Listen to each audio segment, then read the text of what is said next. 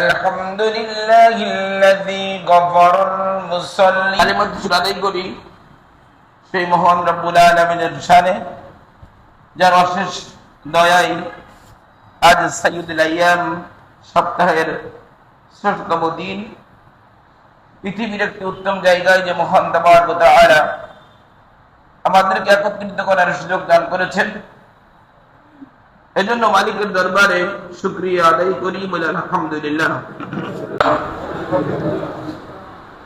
অসংখ্য দরুদ ও সালাম বর্ষিত হোক বিশ্ব মানবতার মুক্তির দূত নবী মুহাম্মদ রাসূলুল্লাহ সাল্লাল্লাহু আলাইহি ওয়াসাল্লামের উপর, যার রেখে যাওয়া পথ পদ্ধতি অনুসরণের মাধ্যমে আমাদের জন্য অপেক্ষা করছে জান্নাতুল ফিরদাউস। সে রাসূলের প্রতি, তার পরিবারের প্রতি রহমত বর্ষিত হোক, আল্লাহুম্মা আমিন। সম্মানিত উপস্থিতি, সাধারণত আমি সাবজেক্ট ভিত্তিক কথা বলি, তবে আজকে আসলে কোনো নির্ধারিত সাবজেক্টের পরে আলোচনা করব না, ছোট ছোট কিছু গুরুত্বপূর্ণ বিষয় নিয়ে আলোচনা করবো ইনশাআল্লাহ। আমার তৌফিক ইল্লা বিল্লাহ, আলাইহি তাওয়াক্কালতু ওয়া ইলাইহি উনীব। আমি যে আয়াত তেলাওয়াত করেছি, আল্লাহ রাব্বুল আলামিন বলছেন, ইয়া আইয়ুহাল্লাযীনা আমানু, হে ঈমানদারগণ, উদখুলু ফিস সিলমি কাফা, তোমরা ইসলামের ভিতরে পরিপূর্ণভাবে প্রবেশ করো। ওয়ালা তাত্তাবিউ খুতুওয়াতিশ শাইতান, আর কখনোই শয়তানের পদাঙ্ক অনুসরণ করো না। ইন্নাহু লাকুম আদুব্বুম মুবিন, নিশ্চয়ই শয়তান তোমাদের প্রকাশ্য শত্রু। আমরা মুসলিম, আমাদের একটা সাধারণ হিসাব যে আমরা সর্বাত্মক চেষ্টা করব ইসলামের বিধানগুলো পরিপূর্ণভাবে মানার, নাকি যতটুকু সম্ভব আমরা চেষ্টা করবো ইনশাআল্লাহ। আল্লাহ আমাদেরকে তৌফিক দিক, আল্লাহুম্মা আমিন। প্রথম যে বিষয়ের কথা বলবো সেটা হচ্ছে সালাম। আপনারা দেখবেন অনেক সময় একটা লোক ভাত খাচ্ছে, তখন যদি আপনি সালাম দেন তাহলে সে উত্তর দিতে চায় না। আবার আপনি সালাম দিয়ে মুসাফা করলেন, বেশিরভাগ লোকই মুসাফা করার পরে কি বুকে হাত দিচ্ছে। সবচেয়ে কষ্টদায়ক হচ্ছে যারা বক্তা বক্তব্য দিচ্ছে। অসংখ্য বক্তা এমন যারা স্টেজে উঠে প্রথমে সালাম দিচ্ছে না, প্রথমে সালাম না দিয়ে ইন্নাল হামদালিল্লাহ বলে 2-5 মিনিট কথা বলে আরবিটুক বলে তারপরে সালাম দিয়ে সবাই কেমন আছেন, তাই তো?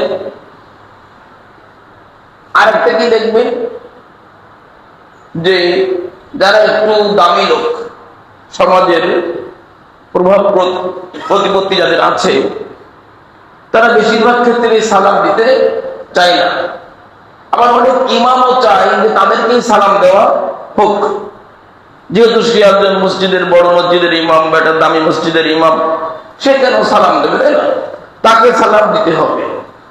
আবার অনেকে দেখবেন সালাম দেওয়ার পরে ভালো করে উত্তর দেয় ওয়ালাইকুম, ওয়ালাইকুম, ওয়ালাইকুম সালাম, এই শব্দটা উচ্চারণ করেন না। আপনারা কি এরকম অবস্থা দেখেছেন? আচ্ছা। আবার দেখবেন অনেকে সালাম দিলেন, আপনি তো শুধু মাথা কাত করে দেয়। ভালো মন্দ জিজ্ঞাসা করার ক্ষেত্রে আপনি মাথা কাত করতে পারেন, ভিন্ন কথা।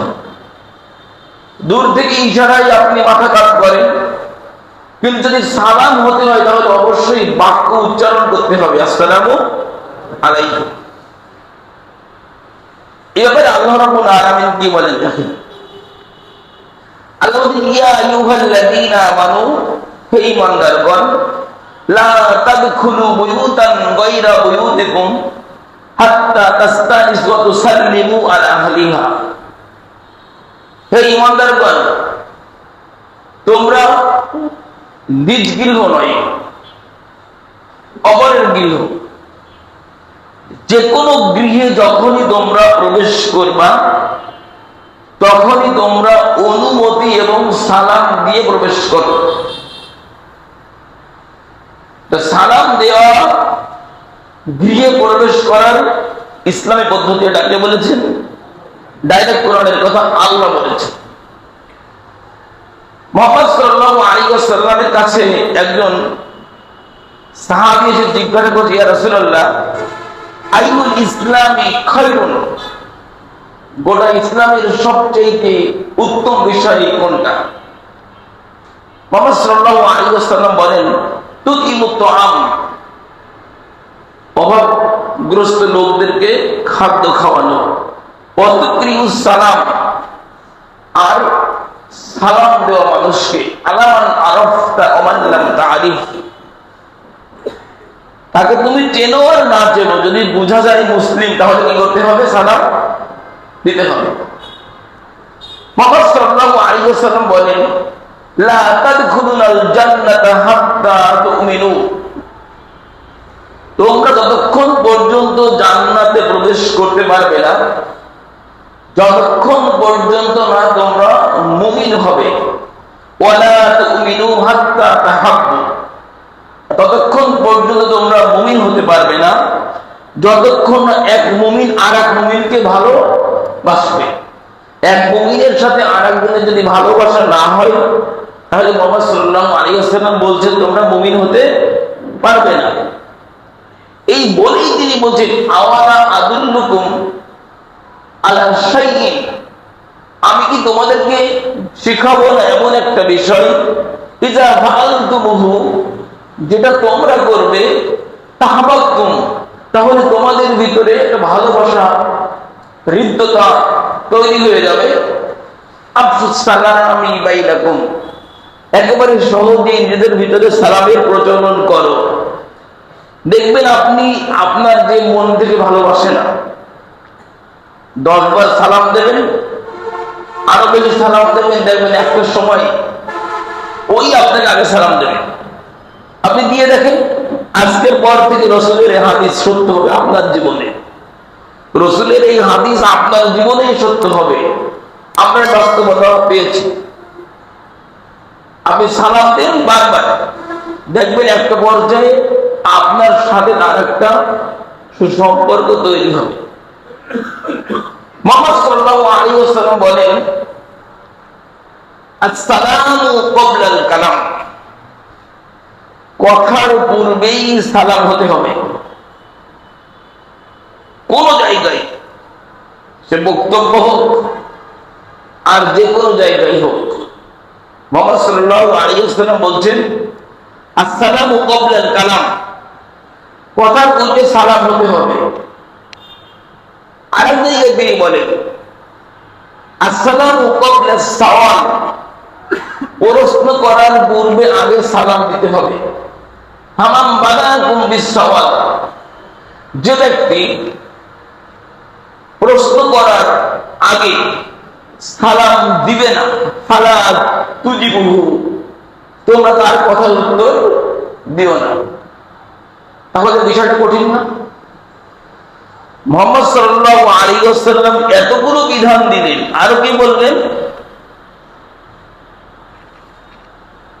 মা মিন মুসলিমাইনি ইয়ালতাকিয়ান, দুইজন মুসলিম যখন একত্রিত হয়, সাক্ষাৎ হয়, ফায়াতাসাফাহানি, দুইজন মুসলিম এক জায়গায় হলেন, সাক্ষাৎ হলো, সালাম বিনিময় করলেন, সালাম বিনিময় করার পরে আপনারা দুইজন কি করলেন? মুসাফা করলেন। ফায়াতাসাফাহানি মানে কি? মুসাফা করা। মুসাফা করার পদ্ধতি কি? আপনার 2 হাত আমার 2 হাত, তাই?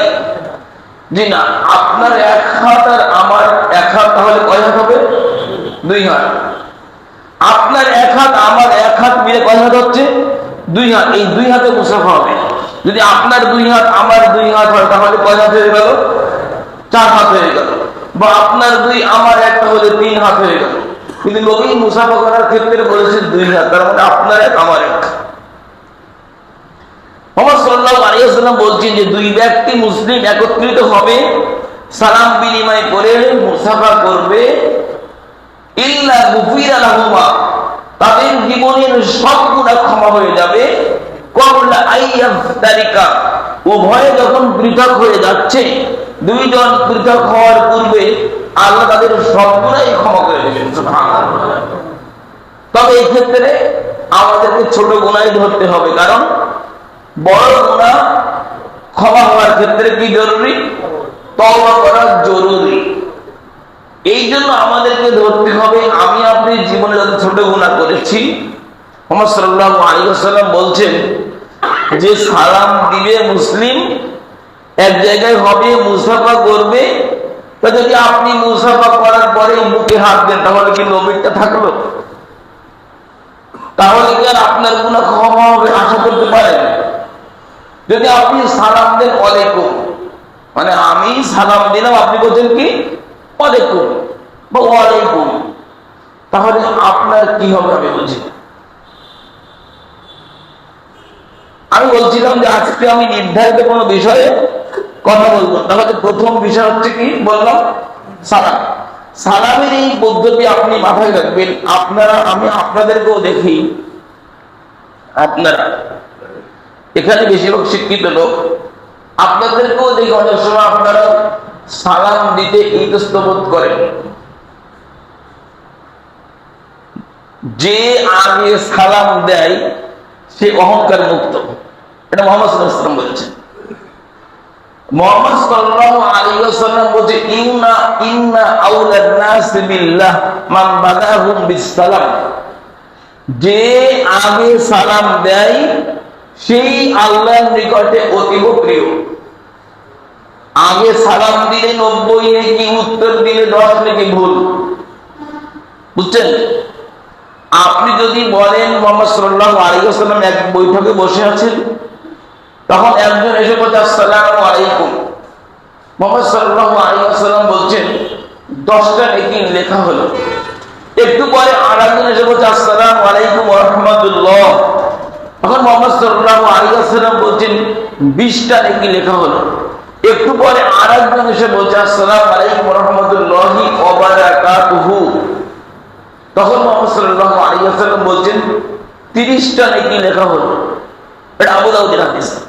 অন্য বিবরণে পাওয়া যায় মুহাম্মদ সাল্লাল্লাহু আলাইহি ওয়াসাল্লাম বলছেন ওয়া রাহমাতুল্লাহি ওয়া বারাকাতুহু, এরপরে কি বলা যায়? ওয়া মাগফিরাতুহু। কি বলা যায়? ওয়া মাগফিরাতুহু। তাহলে আপনি আসসালামু আলাইকুম বললে কত নেকি হচ্ছে? 10 নেকি। আসসালামু আলাইকুম ওয়া রাহমাতুল্লাহ বললে 20, আসসালামু আলাইকুম ওয়া রাহমাতুল্লাহি ওয়া বারাকাতুহু বললে 30। এবার আল্লাহ বলছেন ওয়া ইযা হুয়িতুম বিতাহিয়াতিন ফাহাইয়ু বিআহসানা মিনহা আও রুদ্দুহা। কেউ যদি তোমাকে অভিবাদন করে, মানে সালাম দেয়, অভিবাদনের সবচেয়ে উত্তম পদ্ধতি কি ভাই? সালাম। সালাম এমন একটা বাক্য আল্লাহ শিখিয়েছেন যেটা সর্ব অবস্থায়, সর্বক্ষেত্রে, আপনার মা মারা গেছে, আপনার সন্তান অসুস্থ, একেবারে যখনই দেখা হবে আর আপনি খুব একটা আনন্দ ঘন মুহূর্তে আছেন, সর্ব অবস্থায় আপনি কি বলতে পারেন? আসসালামু আলাইকুম। তবে একটা সময় বলার ক্ষেত্রে আমরা দেখি যে মুহাম্মদ সাল্লাল্লাহু আলাইহি ওয়াসাল্লাম যখন ইস্তেনজায় ছিলেন, পেশাব করছিলেন বা পায়খানা, এরকম কিছু পেশাবই ধরতে হবে, তখন একজনের সালাম দিয়েছেন। তো মুহাম্মদ সাল্লাল্লাহু আলাইহি ওয়াসাল্লাম তার উত্তর ওই অবস্থায় দেননি। তাহলে আপনি ওই অবস্থায় সালাম না দেন, কিন্তু আর কোনো বিকল্প পন্থা আমরা দেখি না, সালাম সব অবস্থায় যাবে। ভাত খাচ্ছেন, দুনিয়ার কথা চলে, 10 হুজুর এক জায়গায় বসে ভাত খাবে, সব কথা বলতে পারবে, বুঝছেন? বক্তব্য দিয়ে এসে হুজুর একসাথে ভাত খাচ্ছে, 4 জন 5 জন, আপনি সালাম দেন, তখন শরীয়ত উল্টে যাবে, বা তখন আর সালাম দেওয়ার উত্তর দেওয়া যায় না। কিন্তু দুনিয়ার কথা বলা যায়, ওটা বড় কথা নাই। যদি সালামের সময়, ভাত খাওয়ার সময় নবীর পক্ষ থেকে নিষেধাজ্ঞা থাকতো, তাহলে আমরা দেব না, কথার কোনো সুযোগ নেই। সালাতের সময় ইভেন আপনি সালাত আদায় করছেন, সালাত আদায় করা অবস্থায় সালাম দেওয়া যায়, তবে উত্তর কি তার ওয়ালাইকুম আসসালাম বলা যাবে না। ওই সময়তে আপনি হাত বাঁধা আছেন বা যে অবস্থায় একটু ইশারা, হাত উঁচু করলেন, ব্যাস। মুহাম্মদ সাল্লাল্লাহু আলাইহি ওয়াসাল্লাম বলছেন, পৃথিবীতে সবচাইতে ওয়াবিখিলু মান বাখিলান নাস বিসালাম, পৃথিবীর সবচেয়ে কৃপণ ব্যক্তি হচ্ছে ওই ব্যক্তি যে সালাম প্রদানে কৃপণতা করে, মানে সালাম দেয় না। বুঝতে পারছেন? পৃথিবীর সবচেয়ে কৃপণ হইব যে সালাম দেয় না। আর আপনি যদি আগে সালাম দেন তাহলে আপনি আল্লাহর কাছে প্রিয়, অহংকার মুক্ত। অর্থাৎ আজকে সালাম বিষয়ে এতটুকু আমরা চেষ্টা করব, যখন আমার মুসলিম ভাইয়ের সাথে সাক্ষাৎ হবে পূর্ণ বাক্য আসসালামু আলাইকুম ওয়া রাহমাতুল্লাহ, সর্বাত্মক চেষ্টা করব যে আরো সুন্দর করে পারেন ওবারাকাতু বলবেন। শুধুমাত্র ভালো মন্দ জিজ্ঞাসার ক্ষেত্রে ভিন্ন কথা, মাথা কাত করতে পারেন, কিন্তু আমি সালাম দিলে আপনি মাথা কাত করলে উত্তর কি হলো? আমি সালাম দিলে আপনাকে সালামের উত্তর দিতে হবে, মাথা কাত করে কোনো উত্তর হবে না। অনেকেই আমরা করে থাকি, আল্লাহ আমাদের হেফাজত করুন, আমিন। দ্বিতীয় বিষয় হচ্ছে এই পেশাব থেকে অসতর্কতা, যেটা আমরা একবারে ম্যাক্সিমাম পুরুষেরা, আমরা যখন পেশাব করি, পেশাব করার পরে দেখুন যখন করি ওই সময় পেশাব ছিটে ওঠে, ওই যে ছিটে ওঠা পেশাব অনেক সময় আমাদের কাপড়ে লেগে যায়। এটা আমরা তেমন একটা গুরুত্ব বেশিরভাগ মানুষ দেই না, যে কারণে মুহাম্মদ সাল্লাল্লাহু আলাইহি ওয়াসাল্লাম বলেন, আকসারু আযাবাল কবরি মিনাল বাউল, পৃথিবীর অধিকাংশ লোক পেশাবের কারণে কবরের আযাব ভোগ করবে। কথা কি ছোট? কথা ছোট? মুহাম্মদ সাল্লাল্লাহু আলাইহি ওয়াসাল্লাম বলেন, আকসারু আযাবিল কবরি মিনাল বাউল, বেশিরভাগ লোক কবরে যে শাস্তি ভোগ করবে, এই শাস্তি ভোগ করার একটা অন্যতম কারণ হচ্ছে পেশাব থেকে অসাবধানতা।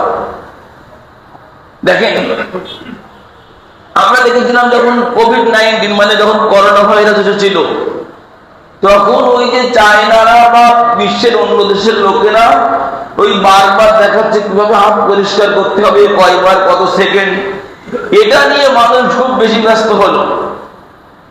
কিন্তু যে ইসলাম, আমরা যে মুসলিম, আমাদের যে ইসলাম, এই ইসলামে যত সুন্দর পবিত্রতার কথা বলা হয়েছে, আপনি গোটা পৃথিবী খুঁজে আসেন আর পৃথিবীর সব ধর্ম খুঁজে আসেন, কোথাও এত সুন্দর পবিত্রতার কথা বলা হয়নি।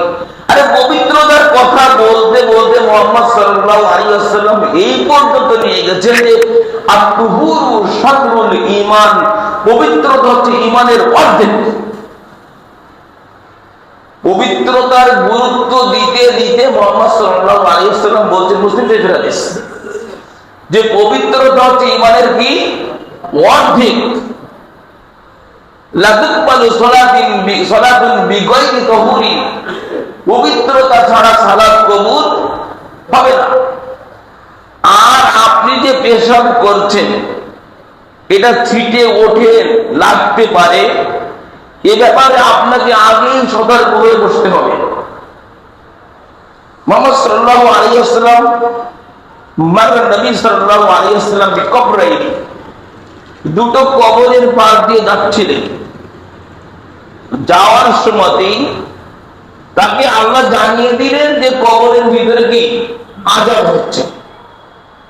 মুহাম্মদ সাল্লাল্লাহু আলাইহি ওয়াসাল্লাম, বুখারী হাদিস, মুহাম্মদ সাল্লাল্লাহু আলাইহি ওয়াসাল্লাম বলেন যে খুব বড় ধরনের কারণ এদের আযাব হচ্ছে না, এদের একজন পেশাব থেকে মানে পবিত্রতা ঠিক সেভাবে অবলম্বন করতো না, যেভাবে পবিত্রতা অবলম্বন করা দরকার ছিল। আর এক বিবরণে পাওয়া যায় যে পেশাব থেকে তারা মানে একটু পর্দা করতো না। হতে পারে দুটো একসাথেই, যে দেখবেন না আমাদের ছেলেরা, মানে বড় দুঃখ লেগে যায় যখন চোখের সামনে দেখি যে একজন বৃদ্ধ বয়সের, একজন 50 ঊর্ধ্ব একজন বয়সের লোক যখন দেখি রাস্তার পাশে দাঁড়িয়ে পেশাব করে। 50-এর বেশি বয়সের একটা পুরুষ যদি রাস্তার পাশে দাঁড়িয়ে পেশাব করে, পানি না নেয়, তো বলেন তো এই লোককে কি সালাম দিতে মনে চায়? আমরা দেখা যাচ্ছে দাঁড়িয়েও আছে, কেন যে দাঁড়িয়ে রেখেছে ও নিজেই জানে না। হয়তো ওই সেন্ড করতে পারেন এই কারণে, টাকা পয়সা সমস্যা, পাতলাই হবে না। যে লোক পবিত্রতা অর্জন করে না তার মানে সালাত আদায় করে। রাস্তার পাশে দাঁড়িয়ে যে লোক পেশাব করে পানি না নেয় তাহলে সালাত আদায় করে না। যারা সালাত আদায় করে তারা সর্বাত্মক চেষ্টা করে যে কোনো পন্থায় পবিত্র থাকবে, যে কোনো মূল্যে পবিত্র থাকার সর্বাত্মক চেষ্টা করে। আমরা যারা পেশাব করার সময় একটু সতর্ক থাকার চেষ্টা করবো ইনশাআল্লাহ। 3 নম্বর বিষয় হচ্ছে এই, অনেক সময় দেখবেন আমাদের মায়েরা বেশিরভাগ ক্ষেত্রে এই অপরাধ আমাদের বোন, মা, খালা এরা করে। সেটা হচ্ছে কি, লানত করে মানুষকে, বদদুয়া দেয়। প্রায় দেখবেন আপনার স্ত্রী বা আপনার বোন বা আপনার খালা হয়তো আর একজনকে বদদুয়া করছে, যেটা পুরুষরা সাধারণত কমই করে। তো মুহাম্মদ সাল্লাল্লাহু আলাইহি ওয়াসাল্লাম বলছেন, ইন্নাল আবদা ইযা লাইনা শাইয়ান, যখন একজন মানুষ কোনো কিছুকে লানত দেয়, সাইদাতিল লানাতু ইলাস সামাই, আপনি এক লানত দিলেন তো আপনার ওই লানতের বাক্য, ওই লানতটা আকাশের দিকে উঠতে থাকে, লানত আকাশ পর্যন্ত উঠে যায়। যখন লানত আকাশের কাছে যায় তখন আকাশের দরজা বন্ধ হয়ে যায়, যে লানত আকাশে যাবে না। অথবা ওই লানতকে পৃথিবীতে পাঠানো হয়,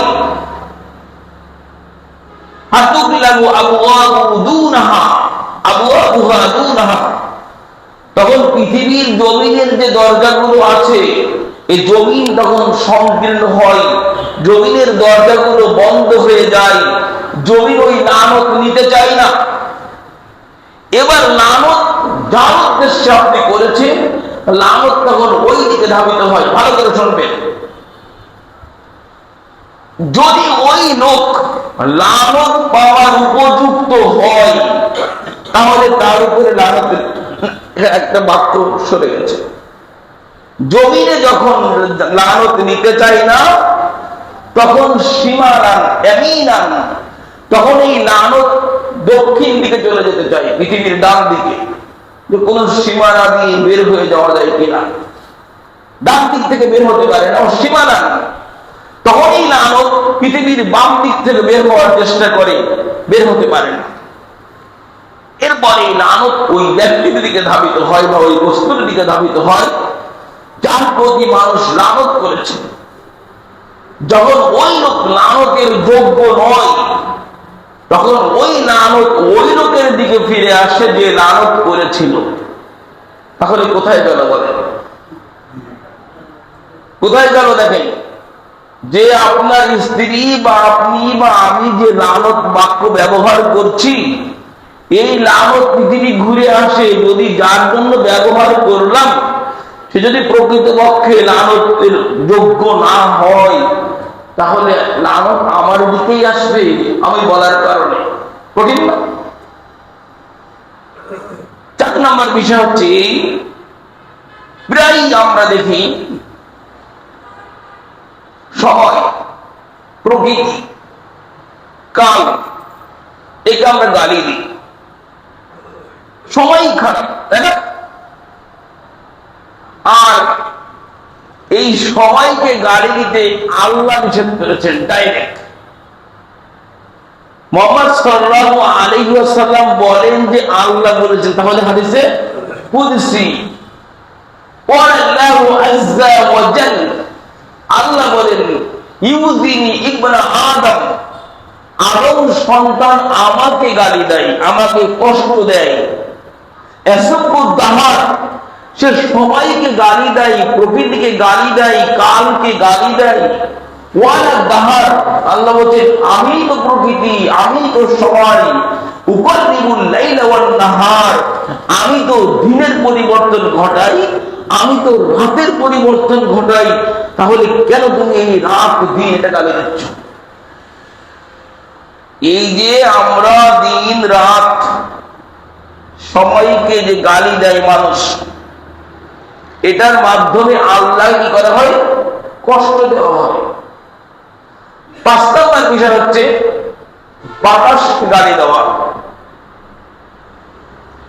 অনেক সময় দেখবেন যে পরিস্থিতির কারণে হঠাৎ যদি আপনার বিপরীত, এখন বাতাস দরকার নেই, হঠাৎ ঝড় আসছে, আপনার ক্ষতি হয়ে যাচ্ছে, তো অনেকেই দেখবেন ওই সময় বাতাসকে গালি দেয়, অনেক সময় বৃষ্টিকেও গালি দেয়।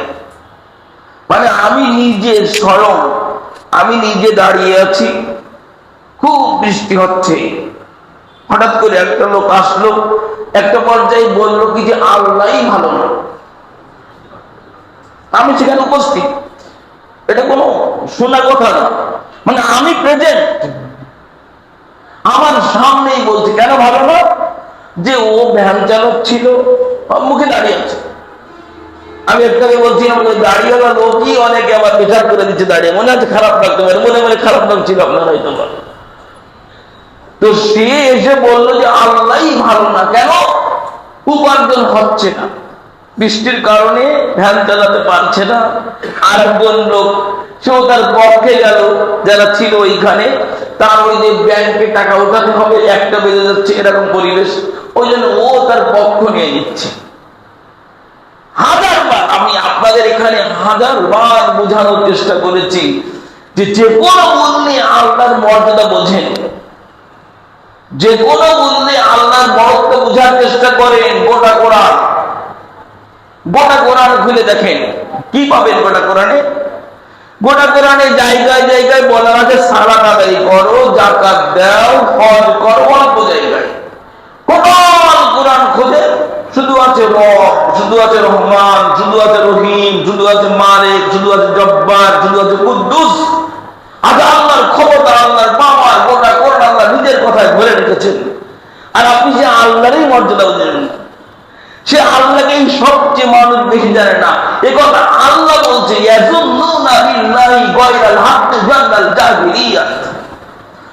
আল্লাহ বলছে এরাও জাহেলি যুগের মতোই আল্লাহ সম্পর্কে ধারণা নেই। আল্লাহ কত আয়াতে বলেছেন, আমার আসলাম মানুষ তারা আল্লাহ কাযিবা, ওর যে জানে আর কে আছে যে আল্লাহ সম্পর্কে মিথ্যা কথা বলে। ইসলাম, অথচ ইসলামের দিকে এসেছে, ইসলামের দিকে আসার পরেও কার সম্পর্কে মিথ্যা বলে? বলল আল্লাহ বলেছেন, আল্লাহ সম্পর্কে। বলছিলাম যখন আপনার বিপরীতে চলে যাচ্ছে বাতাস, আপনি মনে হচ্ছে এই বাতাস আপনার ক্ষতি হচ্ছে, অনেক কিছু ভেঙে ফেলে নিয়ে যাচ্ছে, ঝড় শুরু হচ্ছে, অনেকেই ওই সময় এই বাতাসকে গালি দেয়। তো আল্লাহ রাব্বুল আলামিন এই বাতাস তো আল্লাহ দিয়েছেন না। মুহাম্মদ সাল্লাল্লাহু আলাইহি ওয়াসাল্লাম বলেছেন, লা তাসুবুর রিহা, বাতাসকে গালি দিও না। ফাইদা রাআইতুম মা তাকরাহুনা, যখন এই বাতাসের ভিতরে কোনো কিছু অপছন্দনীয় মনে হয় বাতাসকে, ফাকুলু, তখন তোমরা বলো আল্লাহুম্মা ইন্না নাসআলুকা মিন খায়রি হাযিহি রিহ, আল্লাহ তোমার কাছে এই বাতাসের যে কল্যাণ, এই কল্যাণ চাচ্ছি। ওয়াখায়রি মা ফিহা, আর ডাইরেক্ট বাতাসের ভিতরে যে কল্যাণ আছে সে কল্যাণ চাচ্ছি। ওয়াখায়রি মা উমিরাত বিহি, এবং এই বাতাসকে যে কল্যাণের নির্দেশ দেওয়া হয়েছে ওই কল্যাণ আমি চাচ্ছি। 3টে কল্যাণ। আর কি বলো? ওয়া নাউযু বিকা মিন শাররি হাযিহি রিহ, আর আল্লাহ আমি আশ্রয় চাচ্ছি এর যে ক্ষতি আছে। ওয়াশাররি মা ফিহা, আর এই বাতাসের ভিতরে যে ক্ষতি আছে। ওয়াবিরাত বিহি, ওয়াশাররি মা উবিরাত বিহি, আর এই বাতাস যেই ক্ষতির জন্য আদিষ্ট হয়েছে, এই সব থেকে আমি আপনার কাছে কি আশ্রয় চাচ্ছি। তাহলে বাতাস হতেই পারে, তাই না? এই পৃথিবীর ভারসাম্য রক্ষার জন্য কখনো কোথাও জলোচ্ছ্বাস হবে, কখনো কোথাও ভূমিকম্প হবে, আবার আমাদের পাপের কারণেও হবে, আল্লাহ দেবে। এটা মানুষের কোনো হাত নেই। কাজেই এগুলোকে গালি দেওয়ার কোনো সুযোগ নেই। আরেকটা বিষয় হচ্ছে এই, আমি রিসেন্টলি 2টো জানাজার জন্য খুলনায় গিয়েছিলাম, 2টো জানাজায় পড়ালাম। জানাজা পড়ানো শেষ, এরপরে বলেই দিলাম যে আমরা আলাদা দোয়া করি না। এরপরও প্রায় 100-এর মতো লোক এখনো দাঁড়িয়ে আছে, অনেকে চলে যাচ্ছে, তারপরও দাঁড়িয়ে আছে। কেন? মাটি দেওয়া হয়ে গেল। আমি লোক দিয়ে বলে দিচ্ছি যে মোনাজাত হবে না, চলে যেতে বলে, তারপরও তারা চাচ্ছে মোনাজাত হোক। তাহলে আপনারাই যখন করলেন না, তাহলে আমরা একটু করি। বলছে আপনারা করলেন না, ভালো কথা, তাহলে আমরা নিজেরাই একটু করি আমাদের মতো করে। ঠেকাতেই পারলাম না, মোনাজাতি হয়ে গেল। কেন হয় জানেন? ধর্ম জানে না তাই। এই যে জানাজার সালাতে যে দোয়া, এই দোয়ার অর্থ এই হুজুরই মনে হয় ঠিক মতো জানে, সব হুজুর না, 2-1 জন। কি বলি না আমরা? আল্লাহুম্মা গফিরলি হাইয়িনা, হে আল্লাহ আমি ক্ষমা চাচ্ছি তোমার কাছে, এবারে ক্ষমা করে দাও কাদের? লি হাইয়িনা, যারা আমাদের জীবিত। সবাই যখন উপস্থিত হয়ে গেছে জানাজার সালাতের 3য় তাকবীরে কি বলছে? আল্লাহুম্মা গফিরলি হাইয়িনা, হে আল্লাহ আমাদের যারা জীবিত সকলকে তুমি ক্ষমা করে দাও। ওয়া মাইয়িতিনা, আল্লাহ আমাদের যারা মারা গেছে না এদেরকেও তুমি ক্ষমা করে দাও। অশাহিদিনা, আল্লাহ যারা নগদ এখানে উপস্থিত তাদেরকে ক্ষমা করো। অগরিবিনা, যারা আল্লাহ উপস্থিত হতে পারেনি তাদেরকে তুমি ক্ষমা করে দাও। অসগীরিনা, যারা আমাদের ছোট। ও কাবিরিনা, যারা আমাদের বড়, সকলকে ক্ষমা করো। ও যাকারিনা, যারা আমাদের পুরুষ তাদেরকে ক্ষমা করে দাও। ও উনসানা, যারা আমাদের নারী তাদেরকে ক্ষমা করে দাও। আল্লাহুম্মা মান আহইয়াইতাহু মিন্না ফাআইহি আলাল ইসলাম। মারাত্মক কথা, আল্লাহ যারা আমরা বেঁচে আছি আমাদেরকে তুমি ইসলামের পরেই রাখো। সুবহানাল্লাহ। ওয়া মান তাওফাইতাহু মিন্না ফাতাওয়াফাহু আলাল ঈমান। আল্লাহ যারা আমরা মরে যাব আমাদেরকে তুমি ঈমানের উপরে মৃত্যু দিও। কি দোয়া হচ্ছে? জানা যায় যে আল্লাহর কাছে কি বলছি? ওয়া মান তাওফাইতাহু মিন্না ফাতাওয়াফাহু আলাল ঈমান। আল্লাহ যারা আমাদের মৃত্যু হবে আমাদেরকে তুমি ঈমানের উপরে মৃত্যু দিও। আল্লাহুম্মা লা তাহরিমনা আজরাহু ওয়া লা তাফতিননা বা'দা। আল্লাহ আমাদেরকে তুমি মাহরুম করো না। কিসের থেকে? এই যে এখানে আসলাম, এর যে একটা সব, এর যে প্রতিদান, এই প্রতিদান থেকে আমাদেরকে। আরো দোয়া আছে, আল্লাহুম্মা গফির লাহু, আরেকটা সাধারণত ওইটাই পড়ে, তবে আরো আছে আল্লাহুম্মা গফির লাহু। আল্লাহ এবারে ডাইরেক্ট মাইয়াতকে আল্লাহুম্মা গফির লাহু, আল্লাহ এই মাইয়াতকে ক্ষমা করে দাও। ওয়ারহামহু, তাকে রহমত করো। ওয়াফিহি ওয়াফু আনহু ওয়াকরিম নুজুলাহু ওয়াসি মাদখালাহু, তার একটা ভালো আপ্যায়নের ব্যবস্থা করো, তাকে ধৌত করে দাও। বিল মাই ওয়াস সালজি ওয়াল বারাদ, পানি, শিশির বরফ, মানে কি মিনাল খদায়া কাওয়াইলা কাসতাউল আলিয়াদু মিনাদ দাস। সে যত পাপ করেছে তার সমস্ত পাপকে শিশির দিয়ে, বরফ দিয়ে, পানি দিয়ে সুন্দর করে ধৌত করে দাও। ওয়াজদিরহু দারান খায়রাম মিন দারিহি, তাকে একটা ভালো বাড়ির ব্যবস্থা করে দাও। যে বাড়ি পৃথিবীতে ছিল তার যে ভালো একটা বাড়ির ব্যবস্থা করে দাও। ওয়াখায়রান খায়রাম মিন আহলিহি ওয়া আহলান খায়রাম মিন আহলিহি, তার যে পরিবার ছিল ভালো একটা পরিবারের ব্যবস্থা করে দাও। ওয়াদখিলহুল জান্নাহ, আল্লাহ তুমি তাকে জান্নাতে দাও। ওয়াইযহু মিন আযাবিল কবর, আল্লাহ তুমি তার কবরের আযাবকে maaf করে দাও। ওয়া মিন আযাবিন নার, আল্লাহ তুমি তাকে জাহান্নাম থেকে বাঁচিয়ে দাও। এরপরে মুনাজাত করা লাগে? নবী বোঝেনি? এতগুলো দোয়া করে দিল নবী, এটাই হচ্ছে না। বলছে আমরা একটু আলাদা করে করবো, এটাই আছে। কেন জানেন? ধর্ম জানে না মানুষ। কি বলবো, মোবাইলে ঝাড়ফুঁক করে, জানেন, শুনেছেন? মোবাইলে বাচ্চা অসুস্থ, তো মোবাইলে ঝাড়ফুঁক করছে, মোবাইল কানের সামনে ধরে উনি ঝাড়ফুঁক করছে।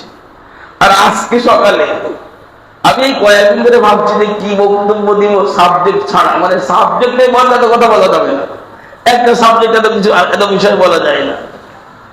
আজকে সকালে আমাকে বলছে যে আমার মা খুব অসুস্থ, মাঝে মাঝে ভুলভাল বকে, তো একটু আমি হ্যাঁ আজকে আমার মেলা কাজ শুক্রবার, আপনি কালকে আমি যে কোনো সময় আপনি ডাকলে আপনার বাড়িতে যাবো।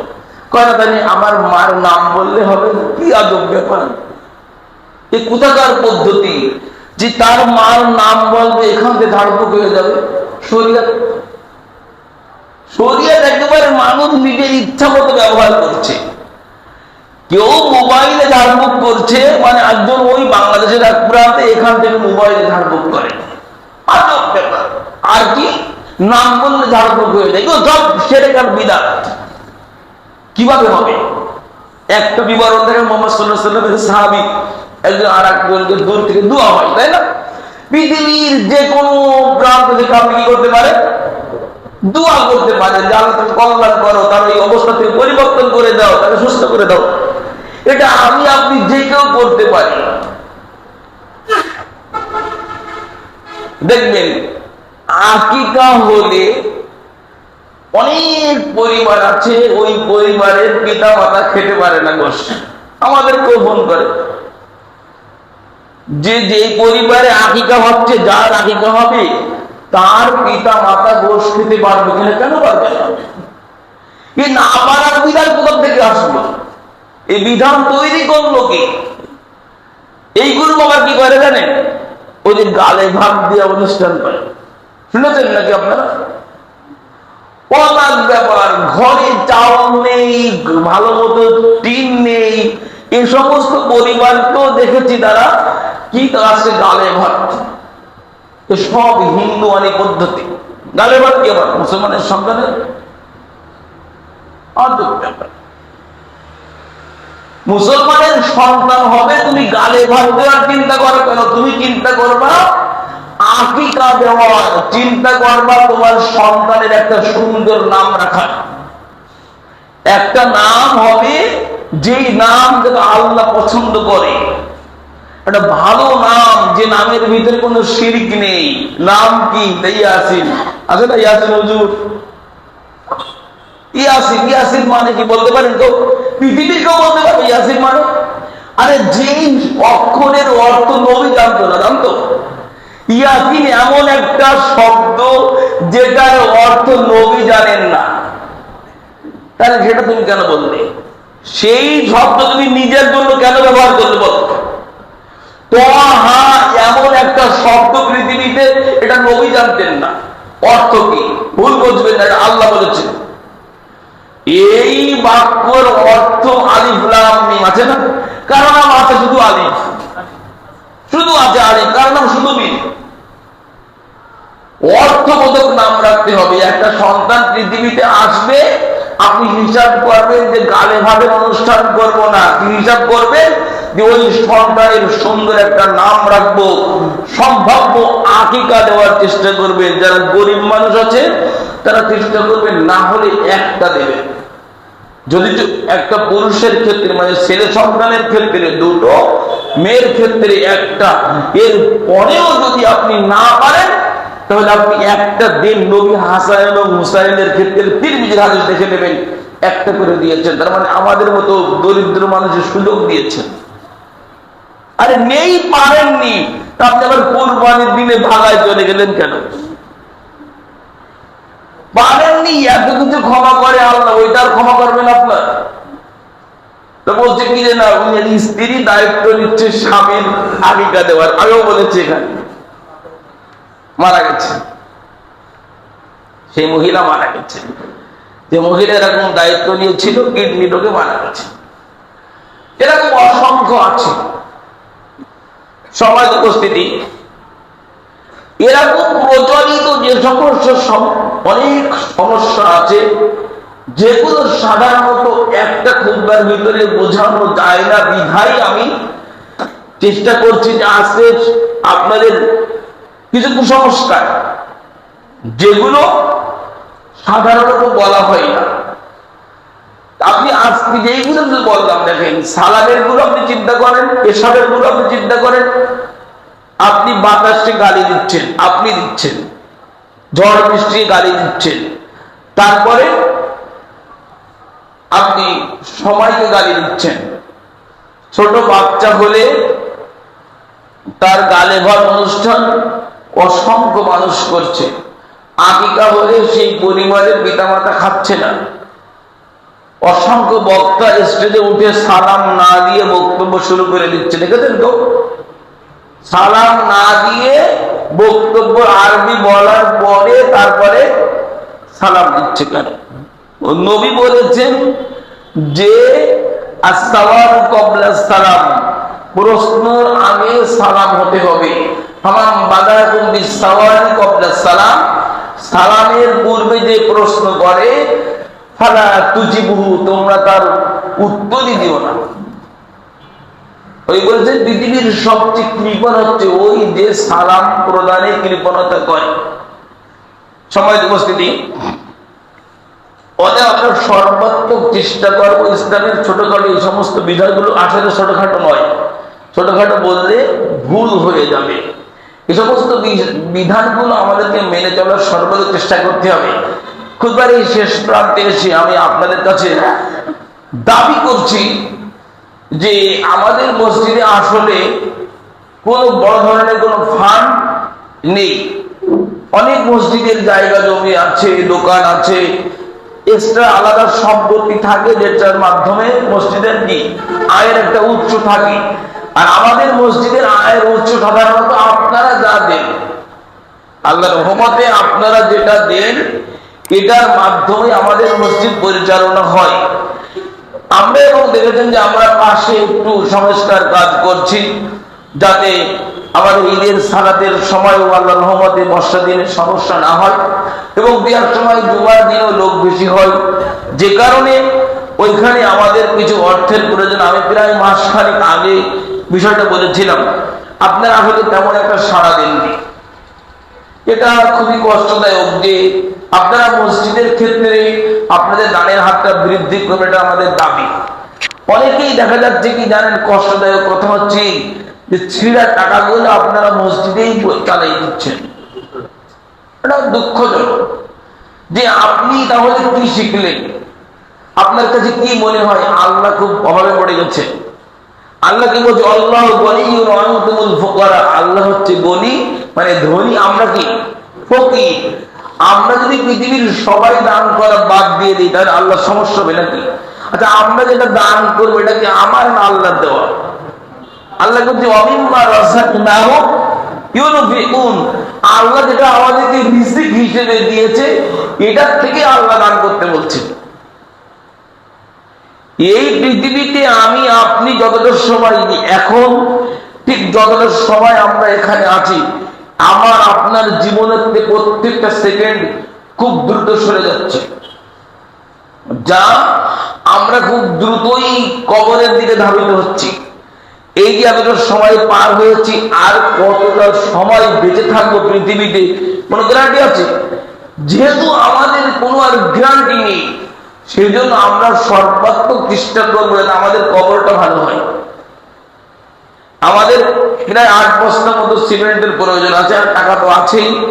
আপনাদের কাছে আমার দাবি, আপনারা এটা যারা যারা সিমেন্ট দিবেন নামাজের পরে আমাদের কমিটির কাছে নাম বলে যাবেন, দরকার আছে। দেখেন আল্লাহ বলছে আল্লাযীনা ইউনফিকুনা আমওয়ালাহুম বিল-লাইলি ওয়ান-নাহার, যারা কিনা আল্লাহর রাস্তায় দেয় বিল-লাইলি ওয়ান-নাহার, দিনে এবং রাতে, সিররাও ওয়া আলানিয়াতান, প্রকাশ্যে এবং গোপনে, ফালাহুম আজরুহুম ইনদা রাব্বিহিম ওয়া লা খাউফুন আলাইহিম ওয়া লা হুম ইয়াহজানুন, তাদের প্রতিদান তাদের রবের নিকটে রয়েছে। ফালা খাউফুন আলাইহিম ওয়া লা হুম ইয়াহজানুন, তাদের কোনো ভয় নেই, কোনো দুশ্চিন্তাও নেই। বলে তো এই ভয় কি পৃথিবীর ভয়? এটা পৃথিবীর ভয় বলা হচ্ছে না। মানে ওই দিন যখন সূর্য একেবারে মাথার সন্নিকটে, তখন দান আপনার মাথার উপরে ছায়া হবে। মুহাম্মদ সাল্লাল্লাহু আলাইহি ওয়াসাল্লাম বলেন সাদাকাতুস সিররি তুতফিউ গযবার রব, যদি দান গোপন হয়, এরকম যে ডান হাত কি দান করছে বাম হাতে জানে না, এরকমও যদি হয়ে যায়, তাহলে প্রতিপালক যে আপনার উপরে যে কোনো কারণে একদিন রাগ হয়ে আছে, আপনার কর্মের কারণে আপনি ইস্তেগফার তো করেছেন আবার গোপনে দান করে দেন। মুহাম্মদ সাল্লাল্লাহু আলাইহি ওয়াসাল্লাম বলছেন, সাদাকাতুস সিররি তুতফিল গযাবার রাব, গোপন দান প্রতিপালকের রাগকে মিটিয়ে দেয়। মানে আল্লাহ আপনার উপরে যে রাগটা ছিল, এই রাগটা কমে যাবে। ইন্নামাস সাদাকাতু তুতফিউ আন হাররাল কুবুর, দান কবরের যে শাস্তি, আপনার পিতামাতা যারা কবরের শায়িত আছে তাদের যদি শাস্তি চালু থাকে, কবরের শাস্তি কি মাফ করে দেবে আল্লাহ। আর দান আপনার কিয়ামতের দিন মাথার উপরে ছায়া হবে। সমাজ উপস্থিতি, আল্লাহ রাব্বুল আলামিন আমাদের সকলকে পবিত্র কোরআন এবং সহিহ হাদিস অনুযায়ী জীবন যাপন করার তৌফিক আল্লাহুম্মা আমিন। বারাকাল্লাহু লানা ওয়া লাকুম ফিল কোরআনি ওয়া নাফা'না ওয়া ইয়্যাকুম।